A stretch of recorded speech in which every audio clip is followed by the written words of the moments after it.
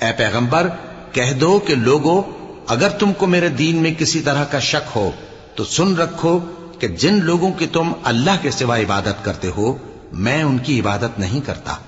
لیکن میں اس اللہ کی عبادت کرتا ہوں جو تمہاری روحیں قبض کر لیتا ہے، اور مجھ کو یہی حکم ہوا ہے کہ ایمان لانے والوں میں ہو جاؤں،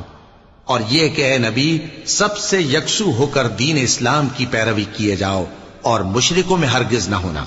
اور اللہ کو چھوڑ کر ایسی چیز کو نہ پکارنا جو نہ تمہارا کچھ بھلا کر سکے اور نہ کچھ بگاڑ سکے۔ اب اگر ایسا کرو گے تو ظالموں میں ہو جاؤ گے، اور اگر اللہ تم کو کوئی تکلیف پہنچائے تو اس کے سوا اس کا کوئی دور کرنے والا نہیں،